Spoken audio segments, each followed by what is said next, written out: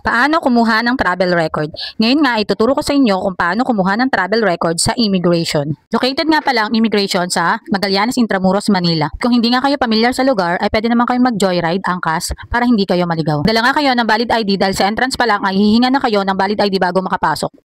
Magdala rin pala kayo ng photocopy ng inyong passport dahil ipapasa nyo yan sa window 23 bago kayo kumuha ng form. At pipila kayo dito sa window 23 para kumuha ng form. Ilalagay nyo dyan yung complete name, dapat tama ang spelling, at pipila pa nyo din yung travel history nyo dyan kung kailan kayo nag-travel at kung kailan kayo bumalik. Paalala lang po sa mga kukuha ng travel record na single pa sila nung nag-travel at ngayon ay married na sila, bale 2 travel record po yung kukunin ninyo at bale 2 passport din po yung ipapasa nyo, isang single pa kayo at isang married na kayo. Pagkatapos nyo mag-fill up ng form, ibabalik nyo yung form sa window 23 para ma-check ng staff.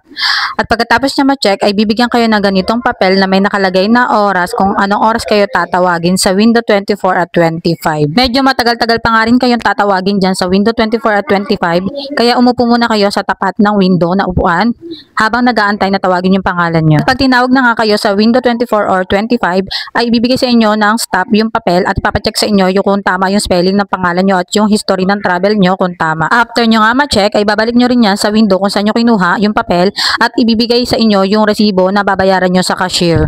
At pupunta na nga kayo sa cashier 14, 15, or 16 para magbayad.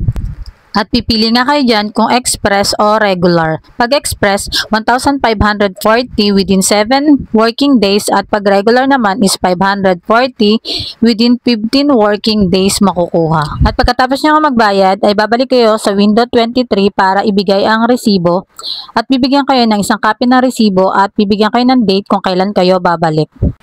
At yun lamang po, sana ay nakatulong ang video na to. Pa-like and share na din po para meron pa tayong matulungan na iba.